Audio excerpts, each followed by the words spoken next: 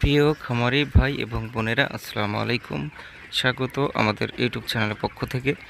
দেশ এবং দেশের বাইরে থেকে যারা এই মুহূর্তে ভিডিওটি দেখছেন তাদেরকে জানাই আন্তরিক প্রীতি, শুভেচ্ছা, অভিনন্দন। প্রিয় দর্শক, খুবই দুঃখজনক একটি খবর। তো আপনাদের আগেভাগে তথ্যটি জানিয়ে দেওয়ার চেষ্টা করছি। তো আমি যতদূর সংবাদ পেয়েছি, সামনে ফিডের দাম বাড়তে পারে।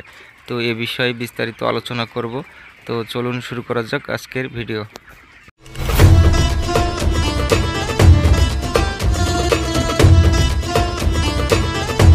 প্রিয় খামারি ভাই এবং বোনেরা, খুবই দুঃখজনক খবর হলেও এটাই সত্যি হতে যাচ্ছে। তো সামনে আবারও ফিডের দাম বাড়ার সম্ভাবনা। তো কেন এই দাম বাড়ার সম্ভাবনা সেটা আমি জানি না হয়তো, তবে এ বিষয়ে আমি সময় টিভিতে একটি প্রতিবেদন দেখেছি। সুমন হালদার স্যার, উনি আমাদের পক্ষে আছে বরাবরই, উনি প্রান্তিক পর্যায়ে খামারিদের পক্ষে থাকেন। তো উনি একজন উচ্চপদস্থ কর্মকর্তা পোলট্রি অ্যাসোসিয়েশনের। তো ওনার কাছে আমার এই ভিডিওর মাধ্যমে একটাই দাবি থাকলো যে এই যে হাজার হাজার প্রান্তিক পর্যায়ে যারা খামারি আছে, তো তাদের কথা ভেবে তিনি যেন এই বিষয়টা নজর দেন। পোলট্রি ফিডের যে দাম বাড়ার চেষ্টা চালাচ্ছে কোম্পানিগুলো, বড় বড় কোম্পানিগুলো, তো তাদের বিরুদ্ধে তিনি যেন অ্যাকশান নেন এবং আমাদের টিকিয়ে রাখার জন্য তিনি সর্বদা চেষ্টা করবেন, এটাই আমরা তার কাছে আশাবাদী। তো প্রিয় দর্শক, এই মুহূর্তে যদি পোলট্রি ফিডের দাম বেড়ে যায়, তাহলে আমার হয়তো মনে হয় অনেকেই এই খামার সেকশন থেকে সরে দাঁড়াবে। এই পোলট্রি সেক্টরে অনেকেই হয়তো আর ইনভেস্ট করবে না, পোলট্রি ব্যবসা আর করবে না। কেননা এই মুহূর্তে বাচ্চার দাম বেশি, ফিডের দাম যদি আরও বেশি হয় এবং বাজারটা খুবই কম, মুরগি বিক্রি করলেই লস। তো এই অবস্থা যদি চলতে থাকে তাহলে হয়তো প্রান্তিক পর্যায়ে খামারিরা আর মুরগি পালন করবে না। সেক্ষেত্রে একটা সময় দেখা যাবে যে দেশে প্রচুর মুরগির সংকট এবং এমনকি বাইরে থেকে মুরগি আমদানিও করতে হতে পারে। তো এ বিষয়ে যারা কর্মকর্তা আছেন পোলট্রি অ্যাসোসিয়েশনের, তো তাদের আমি দৃষ্টি আকর্ষণ করছি, আমাদের মতো প্রান্তিক খামারিদের আপনারা বাঁচিয়ে রাখুন, চেষ্টা করুন যেভাবে আমরা টিকে থাকতে পারি। তো আমরা যদি টিকে না থাকতে পারি তাহলে পোলট্রি শিল্প ধ্বংস হয়ে যাবে। বড় বড় যে সমস্ত কর্পোরেট কোম্পানিগুলো আছে, তারা হাতে গোনা কয়েকটা কোম্পানি মাত্র। তো তাদের যে মুরগি উৎপাদন, সেই উৎপাদনে কখনোই বাংলাদেশের চাহিদা মেটানো সম্ভব নয়।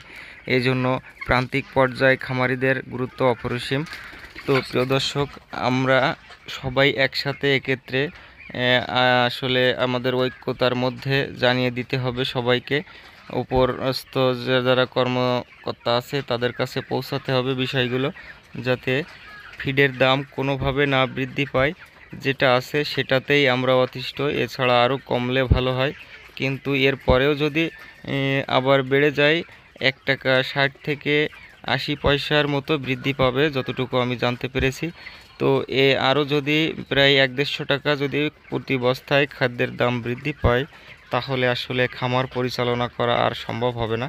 তো প্রিয় দর্শক, আমার সাথে যদি একমত হন, অবশ্যই আজকের ভিডিও আপনারা শেয়ার করবেন এবং আজ যে সমস্ত যত খামারি ভাইরা আছে প্রত্যেকের কাছে ভিডিওটি শেয়ার করে পৌঁছে দেবেন, যাতে এই ভিডিওটি প্রচার হলে উপরস্থ কর্মকর্তা যারা আছে বাংলাদেশ পোলট্রি অ্যাসোসিয়েশনের, তো তাদের কাছে যেন খবরটা পৌঁছায়। তো আমরা যে কি অবস্থায় আছি সেটা যেন তারা জানতে পারে। এই মুহূর্তে আমাদের উৎপাদন খরচ হচ্ছে 220 টাকা প্রতি কেজিতে, এবং আমরা যদি বিক্রি করি 170 থেকে 180 টাকা, তাহলে আমরা কি পরিমাণ লসের সম্মুখীন হচ্ছি সেটা আসলেই উপরস্থ কর্মকর্তাদের জানা দরকার উচিত। কেননা প্রান্তিক পর্যায়ে খামারিদের টিকিয়ে রাখতে হলে অবশ্যই একটা ব্যালেন্স রাখতে হবে, যেন খাদ্যের দাম, বাচ্চার দাম এবং মুরগির যে দাম, সেটা সব মিলিয়ে একটা ব্যালেন্স থাকে, যাতে খামারিরা লসের মুখে না পড়ে এবং যারা ভোক্তা খুচরা পর্যায়ে যারা কিনে মুরগির মাংস খায়, তারা যেন ক্ষতিগ্রস্ত না হয় বা তাদের যেন ক্রয় বেশি না পড়ে যায়। তো সেই বিষয় মাথায় রেখে আসলে একটা নির্দিষ্ট ব্যালেন্স রেখে এই মুরগি সেক্টরে একটা নিয়ম চালু করতে হবে। তো এই বিষয়ে আপনারা যদি একমত হন অবশ্যই কমেন্ট করে জানাবেন। তো তো আমরা এই মুহূর্তে যারা খামারিরা আছি তারা অবশ্যই খুবই বিপদের মধ্যে আছি, টেনশনে আছি।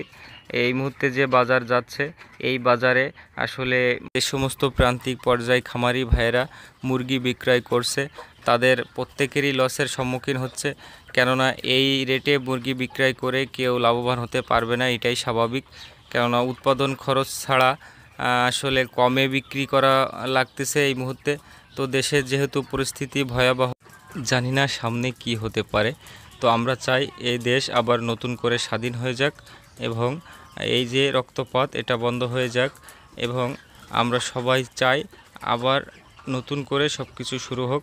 তো প্রিয় দর্শক, আমরা সবাই মিলে আল্লাহর কাছে পানা চাচ্ছি আর যেন রক্তপাত না হয়, আর যেন কোনো মায়ের বুক খালি না হয়, যাতে আবার দেশটা স্বাভাবিক পর্যায়ে চলে আসে। জন্য মহান রব্বুল আলামিনের কাছে আমরা ফরিয়াদ জানাই।